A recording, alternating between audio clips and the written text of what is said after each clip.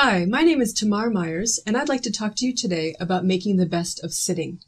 Many of us spend so many hours a day these days sitting in chairs, which can take a huge toll on our bodies. This is the first in a series of 3 short videos, in which I'm going to be talking about, in the first video, how to set up your chair to be as efficient as possible. In the second video, how to actually use your body actively while you're sitting. And in the third video, some other contexts of sitting other than at a desk, namely in a car, on a plane, or on your couch. Before we get started, I want to say that I've been trained by a woman named Judith Aston. All of the concepts that I'm going to be sharing with you come from her paradigm called Aston-Kinetics. You can find out more about Judith Aston at astonkinetics.com. I also want to say that, most importantly, you are the best judge of your own body. What I'm giving you are going to be suggestions. Try them out. If they work for you, you can certainly put them into play in your office or in your car. And if they don't work for you, then don't do them. So let's get started talking about how to set up your chair. I'm going to turn to the side so you can see how I'm aligned in my chair. One of the most common questions I get is how high your chair should be. And this has been changing in the world of ergonomics. It used to be that everybody gave you the 90-90 rule. Your knees should be at 90 degrees and your hips should be at 90 degrees. In Aston-Patterning, we don't believe that, and the ergonomic field has caught up with us. So now what we believe is that your hips should actually be slightly higher than your knees.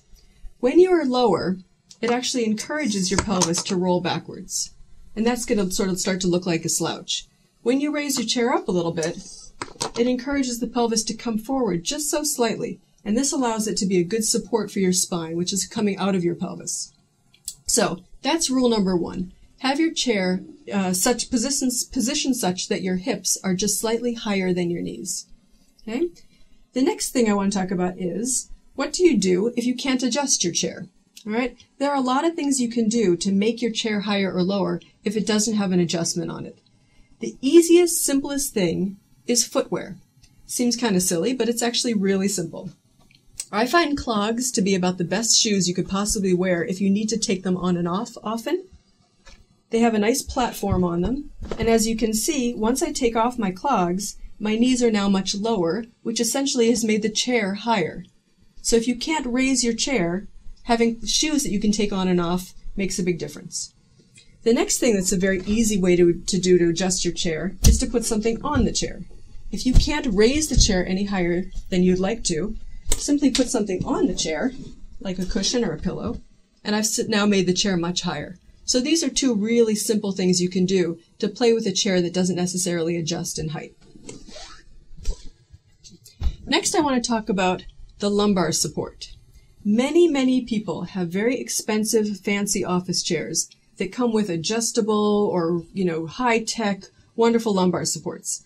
The tricky thing about lumbar support is twofold. One is you have to sit all the way back in the chair in order to get to the lumbar support.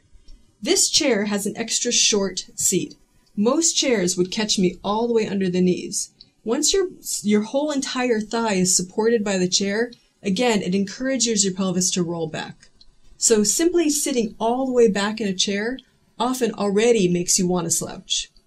The second thing about the lumbar support is that if we did nothing all day but sit like this, a lumbar support would be fine.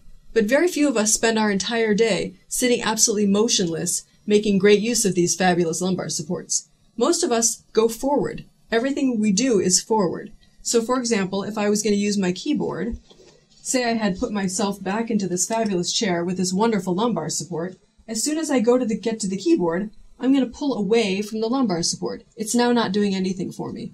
Or I'm going to be reaching for the phone, or I'm going to be using my mouse, or I'm going to be, getting something out of my drawers.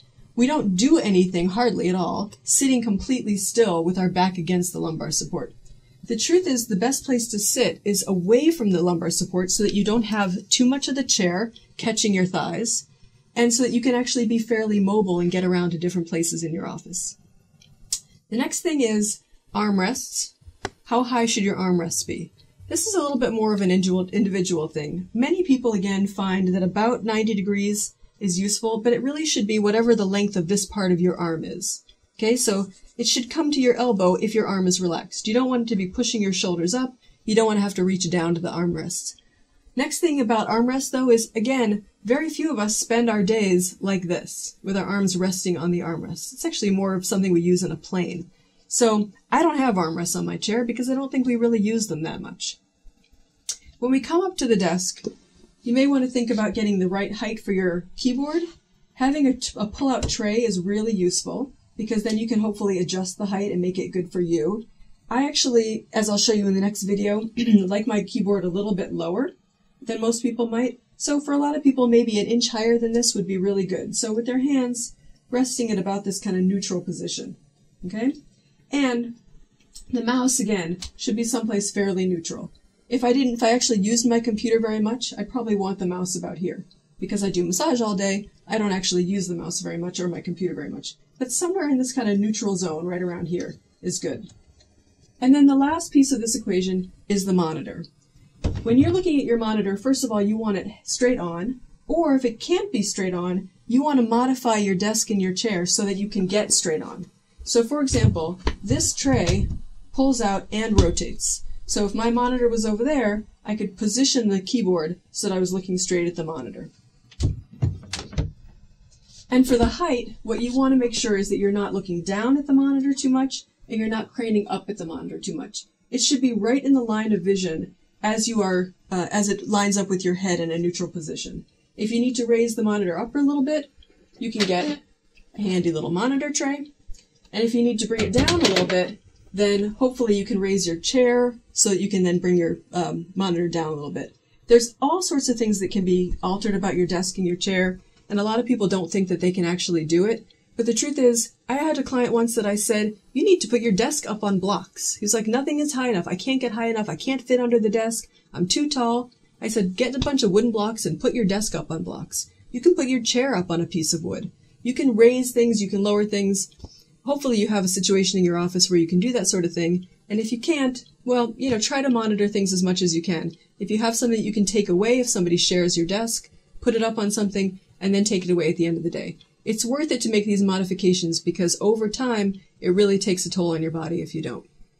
Okay? So, in the next video, we're going to set the chair up in a nice good position, and then from there, we're going to go to how to use your body when you're sitting at the desk.